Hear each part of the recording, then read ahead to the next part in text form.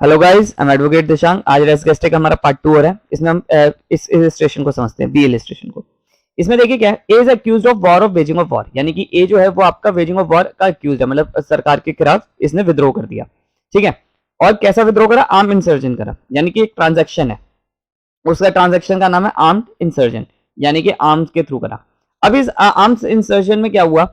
सरकार की प्रॉपर्टी खराब करी। ठीक है, प्रॉपर्टी को डिस्ट्रॉय करा। First transaction property destroy.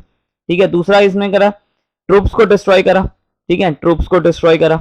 तीसरा आर अटैक एंड गोल्स और ब्रोकन अप, यानी कि जो जेल थे उनके दरवाजे खोल दिए गए। ठीक है, तो जेल के दरवाजे भी खोल दिए गए। अब ये 3 कांड हुए, पर पूरे कांड का नाम क्या? Armed insertion.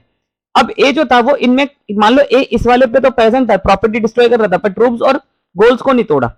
तो क्या ये आपका पूरे वेजिंग ऑफ वॉर इन दो के लिए भी रेलिवेंट होगा? यानी कि अक्यूज ये भी तो डिफेंस ले सकता है कि मैंने तो जी प्रॉपर्टी डिस्ट्रॉय करी है, आपका ट्रूप्स और गोल्स जेल के दरवाजे तोड़ना खोले थे। ठीक है, तो क्या ये डिफेंस ले सकता है? Answer is no. अब देखिए यहाँ पर क्या है, यानी कि वन वाले के लिए तो ऑब्वियस बात है डायरेक्टली है, क्योंकि वो यहाँ पर प्रेजेंट था और इसने कांड किया तो है। अब सेकंड और थर्ड के लिए भी रेलिवेंट है या नहीं है? तो ये रेलिवेंट तो है, पर इसके लिए आपका अनदर सेक्शंस भी देखे जाएंगे कि स्किप ने उस इन बाकी दो चीजों के लिए क्या प्रिपरेशन करी। ठीक है, मोटिव क्या था इसका, आपका ये सब्सिक्वेंट कंडक्ट क्या था, कॉज ऑफ सीईओ, यानी कि कॉज इफेक्ट आपका सेक्शन 7 जो बात करता है। ठीक है, सेक्शन सीईओ, ओकेजन क्या था, इफेक्ट क्या हुआ, आपका कॉज क्या हुआ, ये सब चीजें देखी जाएंगी। तो यानी कि हम इस बात से ये समझ सकते हैं कि अगर हमें सेक्शन 6 के साथ सेक्शन 7, सेक्शन 8, सेक्शन 9 और सेक्शन 10, और अगर 10 में बात करें तो साफ साफ है कि कॉन्स्पिरेसी क्या थी। आर्म इंसर्जन में इसकी कॉन्स्पिरेसी अगर रोल आ गया, ठीक है, तो फिर ये तो फंसेगा ही फंसेगा, क्योंकि अगर कॉन्स्पिरेसी आ गई, सेक्शन 10 वाली बात हो गई, रीड विद सेक्शन 6, तो ये मर गया। क्यों? क्योंकि अब यहां पर क्या है, देखिए बात को समझिए दोबारा। एक पूरी ट्रांजेक्शन थी, उस ट्रांजेक्शन का नाम है आर्म इंसर्जन, यानी कि वेजिंग ऑफ वॉर मान लीजिए। वेजिंग ऑफ वॉर में 3 कांड हुए, 3 अलग अलग ट्रांजेक्शन हुई। एक में हुआ प्रॉपर्टी तोड़ी, दूसरे में आपका ट्रूप्स तोड़े, मतलब ट्रूप्स पे हमला हुआ, आर्मी पे हमला हुआ, और तीसरे कांड में क्या हुआ कि आपका जेल तिहाड़ जेल तोड़ दी, तोड़ के लोगों को बाहर निकाल दिया जो उनके थे, वो भी एक तरह से सरकार के खिलाफ है। अब यहाँ पर ए जो था, कलर चेंज कर लेते हैं थोड़ा, ए जो था वो यहां पर प्रेजेंट था। ठीक है, इस वाले कांड में प्रेजेंट था, बाकी 2 के लिए नहीं था। तो अब देखिए ये चीज रेलिवेंट तो हो रही है कि अगर इफ आपका इसका रोल आ जाता है, अगर मैं सेक्शन 10 अप्लाई करूं तो वो आपका कॉन्स्पिरेसी की बात करता है। ठीक है, कॉन्स्पिरेसी की बात करता है। अब सेक्शन 34 आईपीसी वाले में मत चले जाना, वो भी आपका 10 के साथ पढ़ा जाता है। तो अभी हम बात करते हैं एविडेंस एक्ट की, तो सेक्शन 10 के साथ पढ़ा जाता है। अब सेक्शन 10 का अगर लिंक 6 का और 10 का दोनों का लिंक आ गया, यानी कि इसकी एक तो कॉन्स्पिरेसी में से दिखा दिया।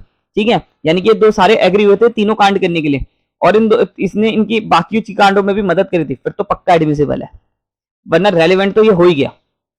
ठीक है, क्योंकि यहाँ पर कह रहे हैं कि अभी यहाँ पर इसका प्रेजेंट रहना ना रहना वो चीज नहीं होता, क्योंकि मैंने आपको बताया था कि रेलिवेंट, अगर कोई चीज रेलिवेंट है जरूरी नहीं कि वो एडमिसिबल है।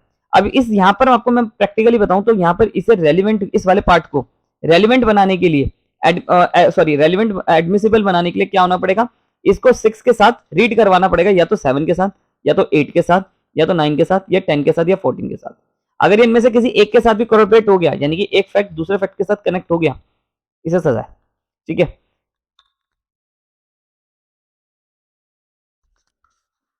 अब देखिए ए ने स्यू करा बी को कि उसने आपका डेफेमेशन करी है लिखकर, यानी कि ए ने बी को मान लीजिए कोई डेफेमेशन पब्लिश करी है। अब ये 1 पेज, 2 पेज, 3 पेज पर है।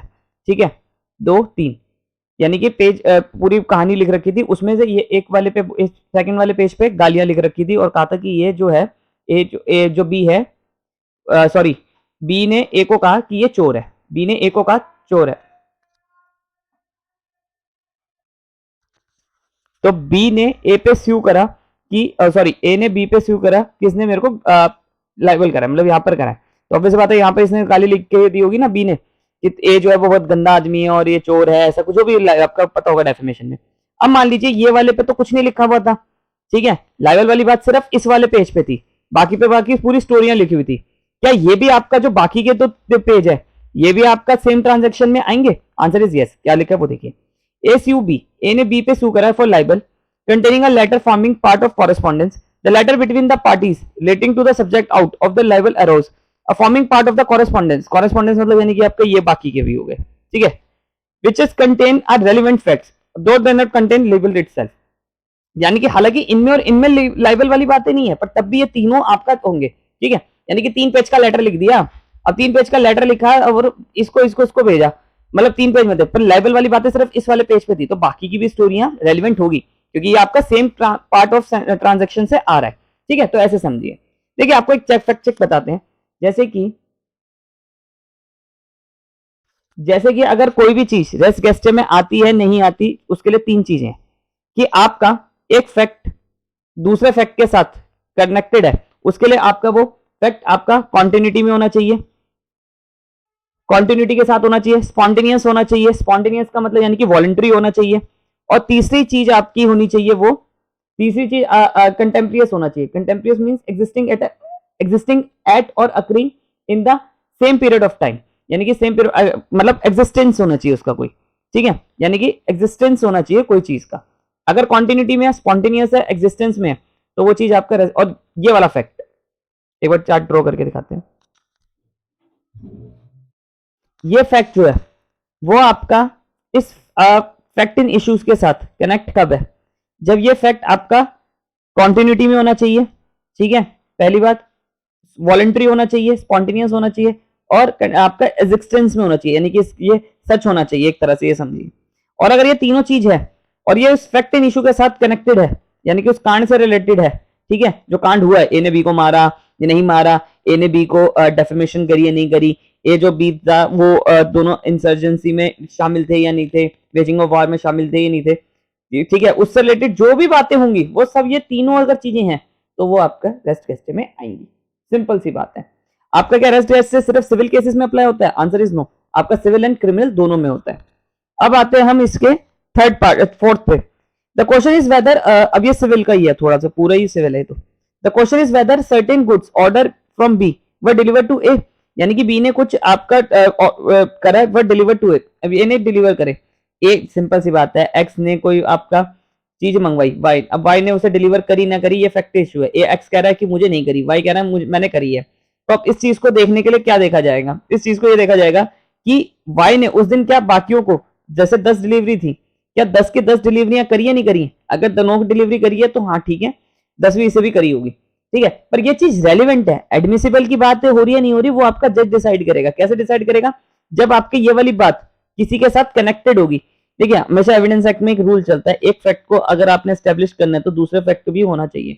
अकेला सोल फैक्ट कभी भी आपका कोरबरेट नहीं होता, सिर्फ डाइंग डिक्लेरेशन के अलावा, ठीक है। अब इसके कंक्लूजन पे आते हैं। रेस गेस्टे की क्या हेल्प होती है? रेस गेस्टे से हेल्प हो जाती है कोर्ट को कनेक्ट करने में, कोई मिसिंग लिंक को।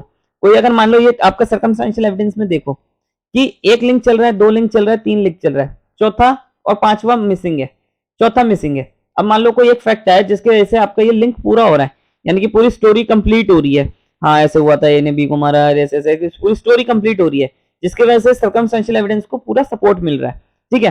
तो वो चीज आपका हेल्प करता है, क्रूशियल रोल प्ले करता है understanding the circumstances in better way, सही से समझने में। It also enables the court to take into consideration all important details of transaction, कोई उस रिलेटेड ट्रांजेक्शन हुई है या नहीं हुई है। अब देखिए आपको एक चीज बताते हैं, कभी भी सेक्शन 6 आपका अकेला नहीं पढ़ा जाता। सेक्शन 6 को पढ़ने के लिए आपका 7 भी होना चाहिए, 8 भी होना चाहिए, 9 भी होना चाहिए और 10 भी होना चाहिए इवन, ठीक है, अगर कॉन्स्पिरेसी की बात हुई है तो। अगर 7 की बात क्या कर रहा है? आपका सीईओ की बात करता है, वो सीईओ की, सीईओ का मतलब कॉज इफेक्ट ओकेजन, जो अभी हमने पढ़ना है, ठीक है। और आपका 8 बात करता है मोटिव, प्रिपरेशन और सब्सिक्वेंट कंडक्ट, यानी कि भाग गया था ये ऐसा कुछ हो गया था, मोटिव क्या था ये सब।